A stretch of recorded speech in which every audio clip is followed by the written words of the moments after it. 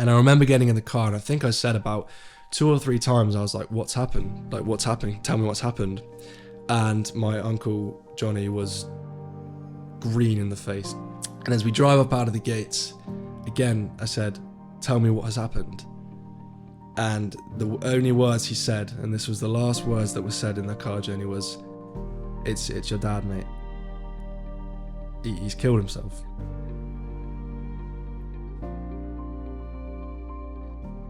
Hello and welcome to the Honesty Speaks podcast with me, Haleem Clift. The podcast really where we speak honestly. And today I'm joined by a very special guest, a long time friend of mine, Harvey.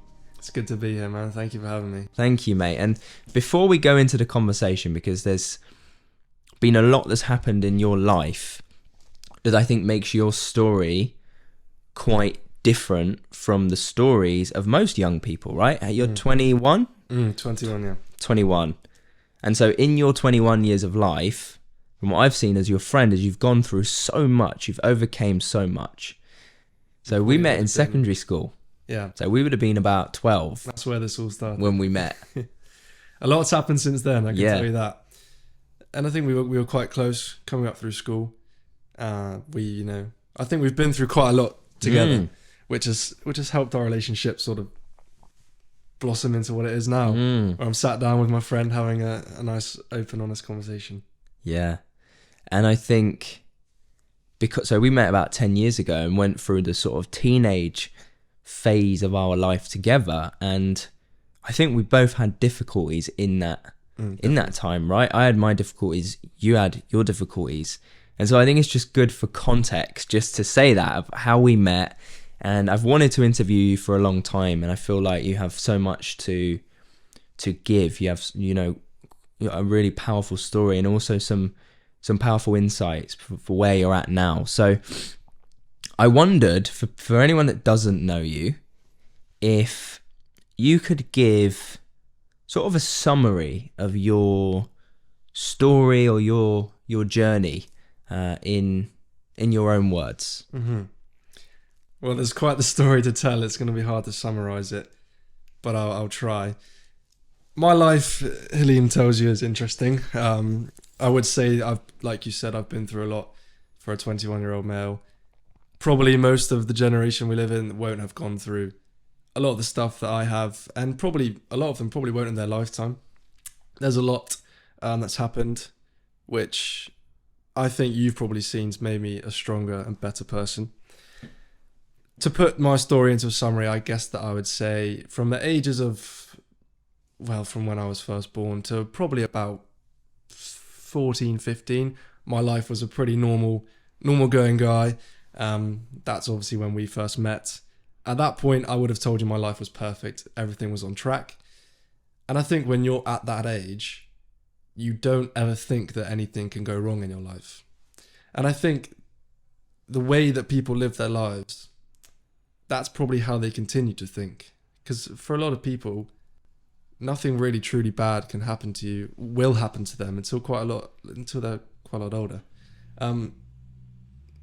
But for me, that kind of all came crashing down when I was 15 years old, back in 2017. The first major sort of catalyst in my life was losing my dad to suicide when I was 15, back in 2017, which is now 6 years ago. It feels about 5 minutes ago, but that was 6 years ago now. So on the 25th of July, 2017, my dad decided to take his own life. And at the age of 15, that's a lot to deal with. At any age, it's a terrible thing. But at 15, it was a lot to deal with. There's obviously going to be other people out there that have sort of suffered through the same. And that's where, at that point, I thought, that's the worst thing that's going to happen in life, which it still probably has been the worst thing. But there's been quite a few things that have happened over the years that I've struggled and faced. And obviously, you've been with me through that journey. So a couple of months after my dad died, my mum had a bleed on her brain and had emergency surgery at Bristol Hospital, which almost killed her, which, again, a couple of months after your dad's just passed away, that's quite intense for a 15-year-old. So that was a lot going on. There was a lot going on in my mind at that time as well, even to the point where a lot of it I can't even remember. I think the brain just decided to. It was like, no, we're gonna block all of that out.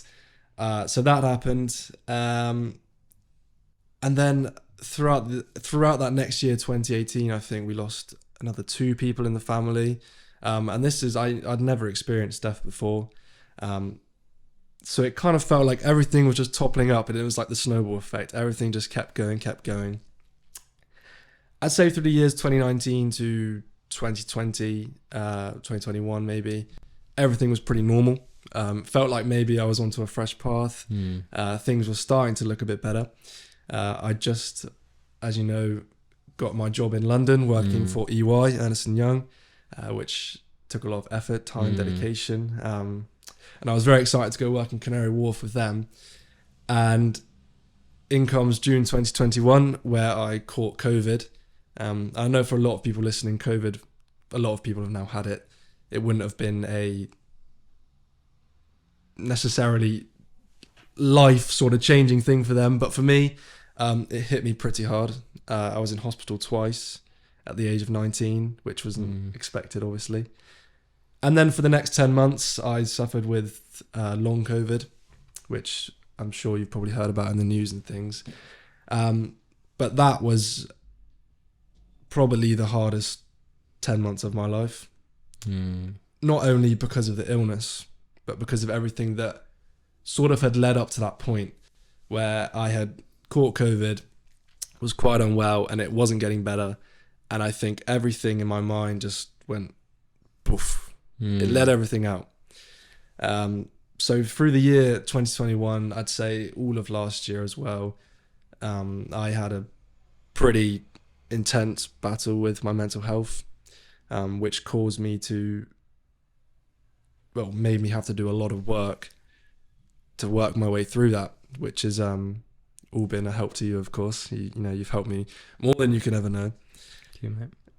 Yeah, and I guess that brings us to sort of the point now in which, as you know, I'm in a much better place and feel ready and comfortable to come and talk to you, share my story, and I guess give an insight to anyone out there that needs the help or needs a role model. Not to call myself a role model, it needs a story to see, to hear, that can really help people, and that's I guess the reason why I'm here today with you. Yeah, well, mate, I just want to say before we get into the nitty gritty of things, I just want to say how proud I am of you. You know, having seen your story, having seen your journey, having seen everything you've gone through, and then to see you here, sat here right now, sharing your story, and the future that you've got ahead of you, which we'll also talk a little bit about what the plans you've got. Yeah. I feel really excited. I feel really proud of you, you know, as a friend.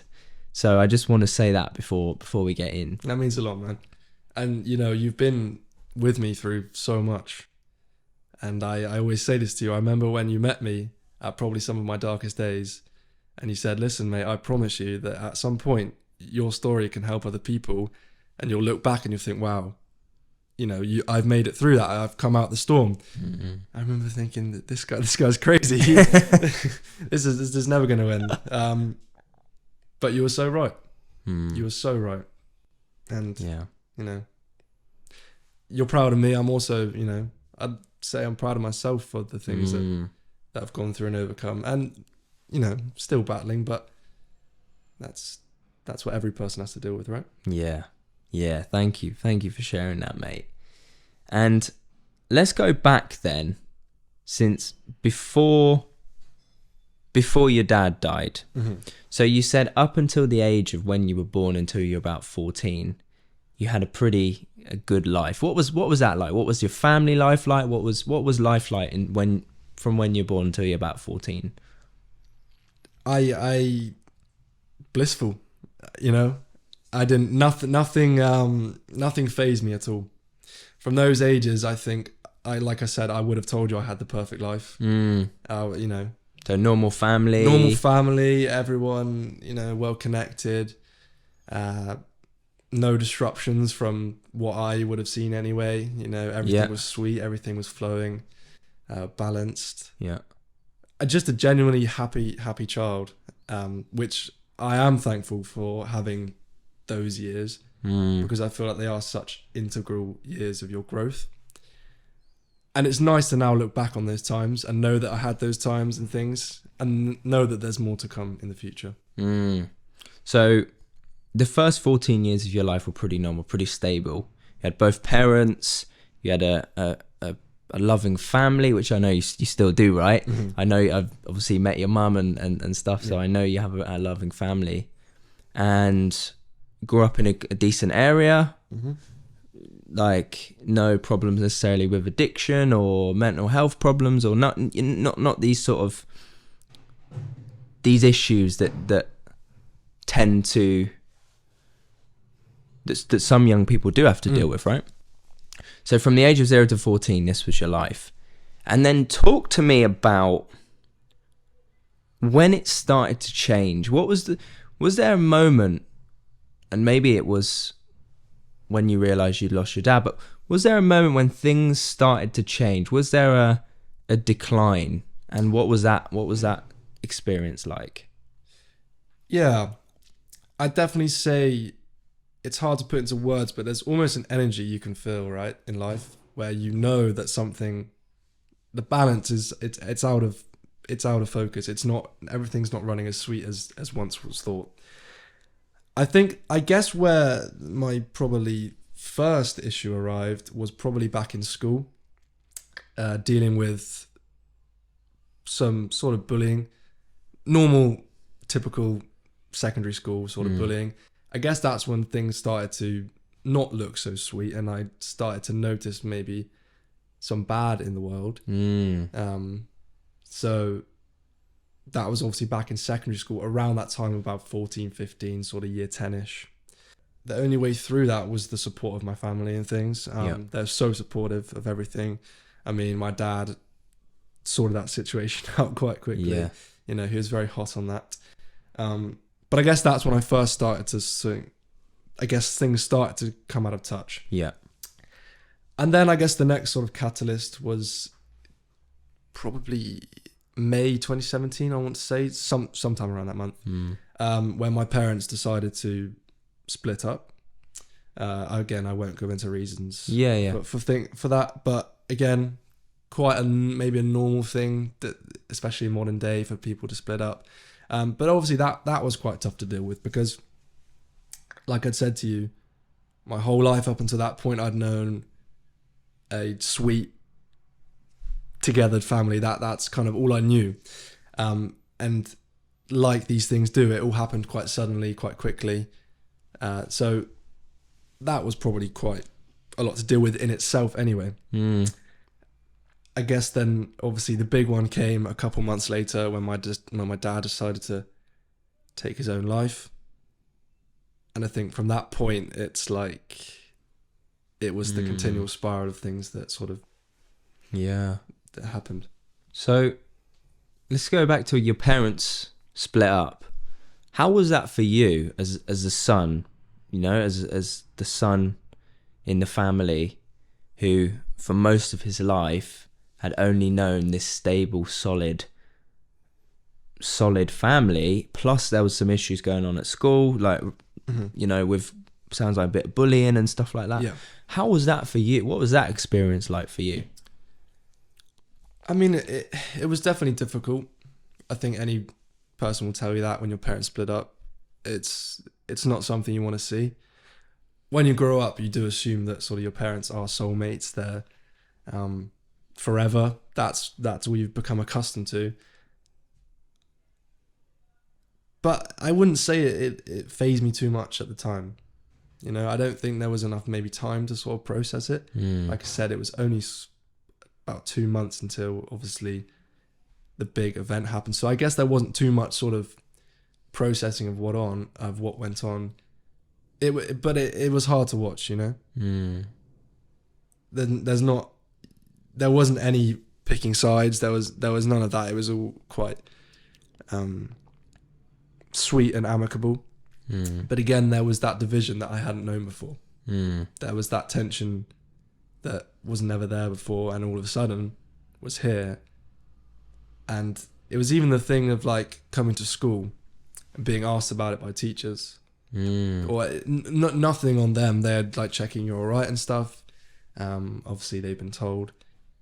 I think I find that quite hard because I guess myself, I wanted to think that I had the perfect life, but I guess I also wanted to portray that to everyone else, that everything was sweet, and I guess it made me feel quite vulnerable. Yeah. You know, for the first time. Yeah. Which was, you know, it's a scary thing. And what's interesting about it is it's like we can sometimes think that certain people are just okay and they've got the perfect life, and it's certain people haven't. But actually, it can happen at any time. Your world, so it sounds like, just can suddenly come crashing down, no matter what family you're from, no matter what, you know, economic group you're from, no matter what race or part of the world you're from. Things can suddenly turn upside down. That's what I'm hearing from your story. And so, talk to me about losing your father, and you can go into as little or as much detail as you want to with this as well. I want you to know that. But talk to me about losing your father. Can you remember when you found out that your father had passed away? It's a difficult story to tell, but this is what this is about, right? It's about honesty, being open, telling your story. And yes, I can remember the day clear as anything. It feels like it happened yesterday. I'll go into a little bit about the day in a second, but I just wanted to say that when something like that does happen, the mind does tend to shut off to everything else. So I can remember the day that happened, but up until I went to bed that night, it's very blurry. So I'll try to sort of go into things that happened, whatnot, but it might not be the most strong story. So everything started out as a normal day. 25th of July 2017. I went to work with at my uncle's business, just answering phones and writing things down, not a whole lot. And I don't know why, but that the day just had there was just a weird energy about it. And I'd had a text from my dad the night before, and it was just a simple "love you" with a red heart, which wasn't weird. You know, that's always the way we always told each other we loved each other. That didn't throw me off anything, but there was had a weird feeling to the day where you've had this feeling on other days, but nothing's happened. It wasn't anything to question. And it got to around, let's say about 11:30, and in the morning. So I was at work with both my uncles on my mum's side, and I noticed they started to act a little bit strange, and something had clearly happened. They'd both gone outside. They both look quite flustered. I could tell something was up. And my uncle picked up the phone and said, "Hello, Teresa," who was my mum's friend at the time, which again was quite odd. Why would she be ringing him? And then he went and took the phone call outside, came back in again, called out my other uncle. And at that point I knew there's something up. And initially I thought, my mum's had a heart attack or something. I thought something's happened to my mum. But even then I didn't think the worst, nothing bad had really ever happened. I thought, maybe she's broken a bone or something, needs picking up, whatever. And my uncle, one of them, first of all, sort of ran off and left in his car. I remember seeing him drive quickly off. And my other uncle came up to me and said, "We're going to go home early. We just need to go home." And I remember that's when the first sort of wave, that just crashing emotion hit me. And, when your legs go weak, you feel dizzy, like something bad has happened for this reaction. And I remember getting in the car, and I think I said about 2 or 3 times, I was like, what's happened? Like, what's happening? Tell me what's happened. And my uncle Johnny was green in the face. Just, I've never seen someone so grey and almost lifeless looking. And we're in the car, and at this point, I'm obviously shaking. Something bad has happened. And again, I said, what's happened? And he was just silent. And as we drive up out of the gates, again, I said, tell me what has happened. And the only words he said, and this was the last words that were said in the car journey, was, it's your dad, mate. He's killed himself. And that was the last words that were said in the car.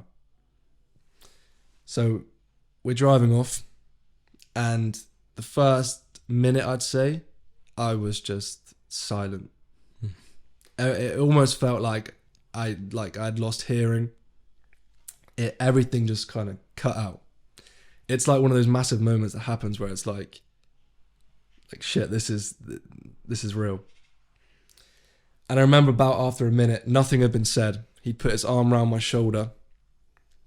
I think he had a tear in his eyes. But I remember looking at the road, just nothing. There was just nothing there. And then after a minute, I started to bawl out, crying, obviously. Quite a normal reaction, obviously, to something like that. And I think I cried and cried and cried. And we were nearly home. And I remember looking out the window to where his flat that he was living in was sort of at. And weirdly enough, you'd think at that time there's going to be a lot of things going through your mind, but there was nothing going through my mind, nothing at all. And from that point on, that's when the memories start to get a bit blurry. And through working with a therapist and stuff over sort of the last 2 years, I have started to piece that story together and remember that day a little bit more. But I remember getting home, and my mum was on the sofa in bits. My sister was there in bits, my auntie. But I remember just in that moment feeling so alone. So alone. I was with my family, the people that were closest to me. And like you say, everything had just come crashing down. Everything that I'd known before was no longer in a second like that. Those 3 words, he's killed himself. From that point, that's when everything really changed and obviously took a turn. And I remember that day, I remember thinking how weirdly normal the day was, right? We always say life goes on, but life really does go on. I remember eating dinner that night and going to bed and then waking up the next morning.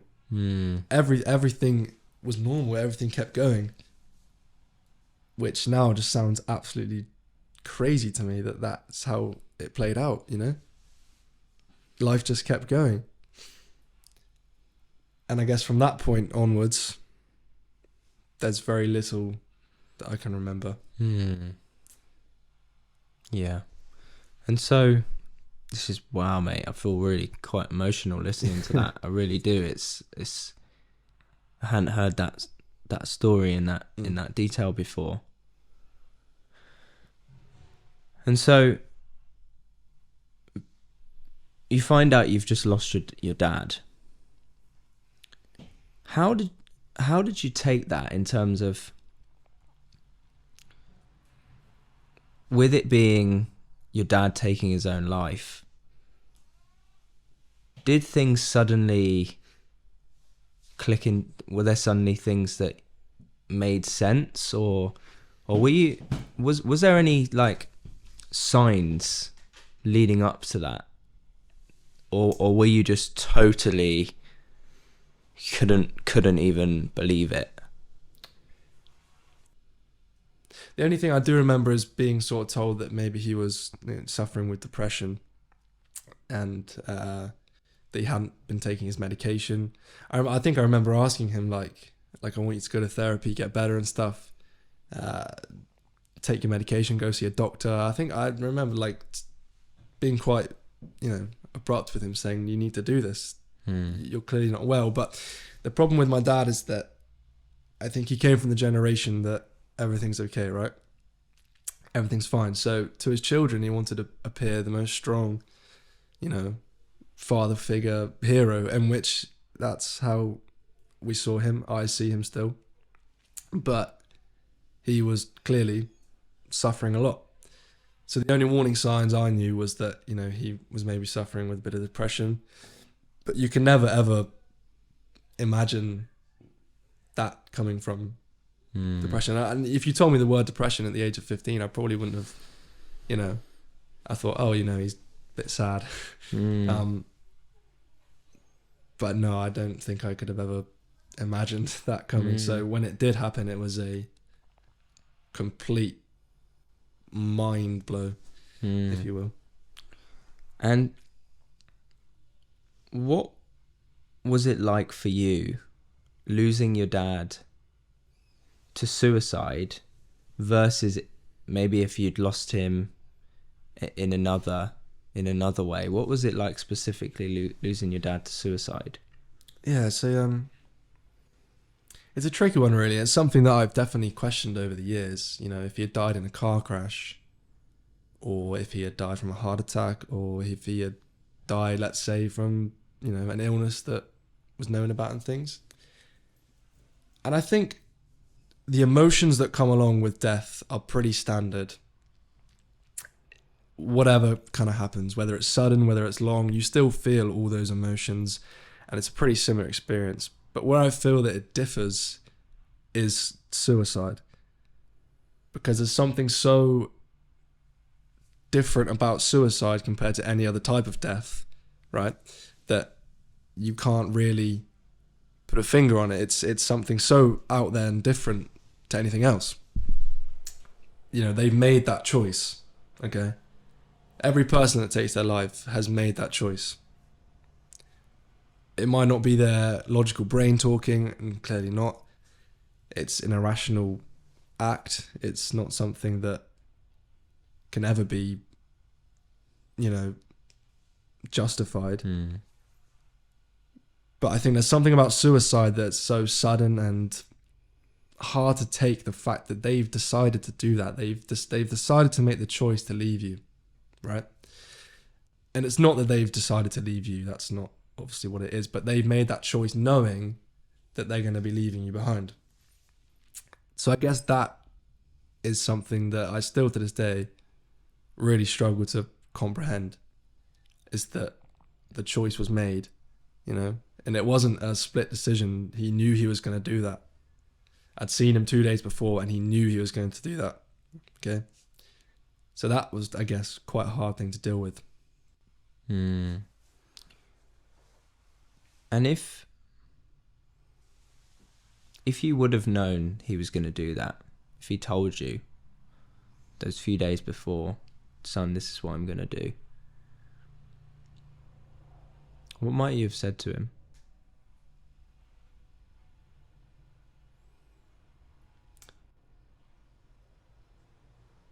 I have thought about this over the years, if I had that one last chance to see him before he made that choice, what would I say? I don't think I could say anything. I think the most important thing I would have done is just embrace him. I think that's what he needed. An embrace. I think that's what everyone needs. There's only so much you can do with words. It's just to tell him that, I love him and that he means everything to me. And I couldn't, I can't do this without him. And I guess to just embrace him. Sorry, there's not a lot of this, it's hard to know what you sort of would say in that situation. But I guess it's just that embrace, really. It's beautiful, mate. It's really, really touching me just hearing that. And if there was someone listening or watching who had contemplated suicide,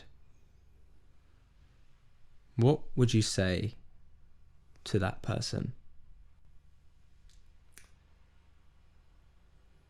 I guess it sounds quite cliche, but you know, it does get better. You know, I've been in dark places, you know, had those thoughts, always been very open and honest about it. You know, my mum will tell you, anytime a thought like that would pop into my head, you know, I'd tell people. I guess what I would say is, things do get better. And I'm a living proof of that. And I think there's so many people now, thanks to the help of social media, that can give you that story, give you that bit of hope. And in some of my darkest days, it was those things that get you through it, right? Those stories you hear of other people that have beaten it, if you will, or learn to cope with, you know, those sorts of feelings.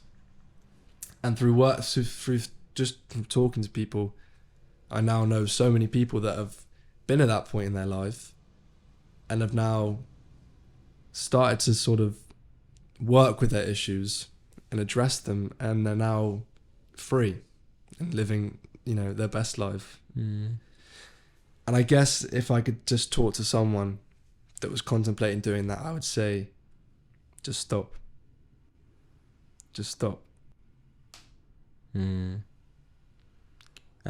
having been someone who has had a family member who's took their own life, would you say something about the effect on the family? I think I couldn't have comprehended how much of an effect it really would have had on a wider scale. And I guess as the years have gone on, I've now seen how much of an effect it has had on the family and how much it has sort of spread. You know, when someone dies by suicide, I can't comment on if someone dies in sort of a natural way or something else, unforeseen, whatever.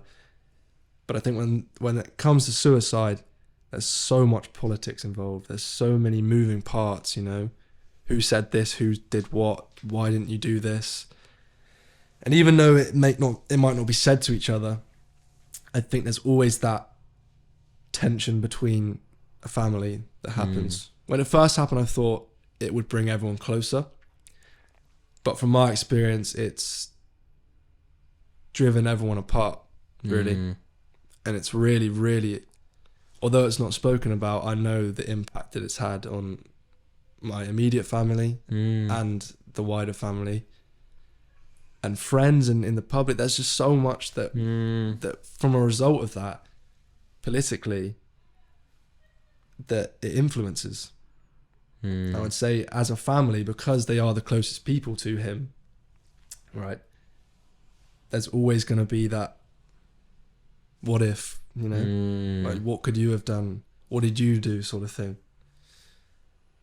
So I guess it has had a massive impact. Sounds like this is such a huge ripple effect of something like this, that as a person contemplating suicide, it's just good to note that, right? That there's this massive ripple effect of that action that stems to the whole community. You know, we obviously went to a funeral recently of a young man who took his own life, and you could just see it in the community. Just like so many people were affected by that. So and it will do for years. You know, I think when it first happens, everything doesn't happen at once, right? Yeah. We're 6 years on now, and there's still things that are coming out about my dad's death. Still conversations that need to be had. Still conversations that are being had. You know, there's still so many moving parts, and I guess, like you said, that ripple effect will continue. And I think the only way through that is conversation and honesty, which I think is obviously a very difficult thing to do. But I guess that's why we're here to sort of try and promote that. Yeah. And so, a couple of years then after you lost your dad, you said you started battling with your own mental health. You said you had COVID, long COVID, and as a result, there was a effect on your mental health. But of course, there's many factors in this, right? We can't just say, oh, COVID was the only factor. But could you talk to me a little bit about your own journey with your mental health? Yeah, definitely. Like you said then, I think there was so many past traumas that had occurred that had never been dealt with, that when COVID hit, it was that final straw, you know? A therapist once told me there's like, your brain is like a bucket of water. It'll fill up, and you can carry it, you can keep it in there. So from when my dad died up until COVID, when I caught COVID, I didn't have any mental health issues. I didn't grieve at all, you know? Like I said to you, I didn't feel anything at the time. I didn't remember anything. And I thought I was so strong, because up to that point, there was nothing that fazed me, not a single thing. And then COVID came along and flattened me out, put me just on the floor. And I think at that point, my brain, the bucket had become so full where it started to spill out. Okay, and this is where the issues started to arise. And once it starts pouring out, then the whole bucket tips, and it's like, boom, everything at once. So then I started to, the first initial thing that I started to suffer with was panic attacks. Yeah. Okay. Which I always sort of put down to COVID. I was like, oh, it's a symptom from COVID. But and I remember there was one day my mum was at work, I was at home alone with my dog, and the weirdest energy, for anyone who's had a panic attack, they'll know what I'm talking about. The weirdest energy sort of comes into your body and everything just feels alien, and your body just goes into complete panic mode, right? The fight or flight. And I remember that day thinking like, shit, yeah, this is anxiety, this is not good. And it got so bad to a point where I couldn't even leave my bedroom to come downstairs. You know, I couldn't eat dinner downstairs because I was so, what it was for me was during the panic attacks, I was so scared I was going to pass out and lose consciousness. And it really, really frightened me, and it was awful. I couldn't leave my bedroom. From a boy who had moving to London, working in Canary Wharf with one of the biggest firms in the world, performing on stage in front of nearly 1,000 people in productions and stuff, to the point I cannot leave my bedroom because I'm so afraid. It was, you know, hard to deal with, because up to that point, nothing had happened in terms of my mental health. There was nothing that really challenged me. So I guess when that first started happening, it was like the spiral effect, where it was panic attacks, and then it was like daily panic attacks. And then I think it got to around, I want to say November in 2021, where I had my first sort of dark day. Like, when I say dark day, I mean like dark day. Obviously you have bad days before you sort of struggle with mental health issues. But this was like a new level of dark, where I felt completely engulfed in this just deep mellow and sadness, amongst other emotions. And that was, again, it was only sort of like one day a week to start with, but then it started to become an everyday thing. It started to progress, you know, thoughts becoming more intrusive and dark. And what sort of thoughts were you getting? You know, thoughts of, no, I just can't deal with this pain, sort of thing. Just feeling just completely lost and completely off the path. The tracks are there and I'm out on Mars, sort of thing. And just, I guess, just so confused about everything. Everything had come crashing down. Everything with my dad, my mum then having the bleed on her brain. Anything that happened in my past seemed to just come out, and all of the emotions just seemed to hit.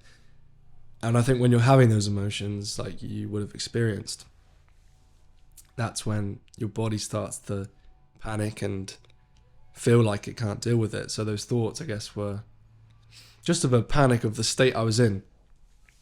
And the real scare behind it is that my dad had taken his own life, right? So one of the biggest questions I had to deal with was, if he could do that, what's stopping me doing that? And that question haunted me for months, right? If he could do that, what's stopping me from doing that? And it's only from working with the likes of yourself, therapists, working on myself, that I came to realize that question, like that was a choice. It is a choice to take your own life. As much as, it can be influenced by illness, it is a choice. And it took me the longest time to sort of realize that I had the choice. And it wasn't something that was out of my control, It was in my control. And so I've kind of lost my train of thought there. But this is powerful, mate. But yeah, and I guess throughout sort of 2022, those feelings, and those powerful emotions still kept creeping through almost every day. I think a lot of people around me probably wouldn't have known that. It was only the ones closest to me. I'm quite communicative with my friends, especially my mum. My mum was an absolute rock through everything. Thank her. Thank you, Mum. Yeah. So I guess getting through that, and then around the end of last year, around October, November time, things started to change and turn around a little bit. And how did things start to change? So you're in this quite dark, what's the word you use, dark place. How did things start to change? I started to notice an appreciation for life again. Right, there was just the odd moment of like, wow, like this, I'm so happy to be here. And there was like that first real raw feeling of happiness again, that I felt. And I think the main turning point for me wasn't anything to do with, getting past anything. It was more just the acceptance that it was there, right? So you did therapy. You done therapy and all that. Yeah, done therapy. I've got the world to say about therapy. It's it's great. I don't think you have to be at your wit's end to go to therapy. I think everyone's got issues, no matter how big or small you think they are. There's always things that you can work on. There's going to be a lot of people that will doubt it, or especially older generations that maybe won't understand it, but I've got everything to say about therapy. It's helped me immensely. And therapy is what helped me change those thought patterns into more of a understanding of what maybe I was going through. Because that I think ultimately that's the biggest thing that people struggle with, is the not knowing what's going on. Because every human's capable of feeling these emotions, thinking these thoughts, that when you understand what's happening to you and you look back at your past and you think like, shit, that's a lot of shit to deal with, and you haven't dealt with any of it, it then becomes a lot easier. Yeah. Because you feel that it's justified almost, Yeah. You can look back and think that happened, so of course I'm going to feel like this. Of course I'm going to, feel down and distraught, alone, lost. Of course I'm going to feel that way. And I think is when I made that link between the two, that the feelings and thoughts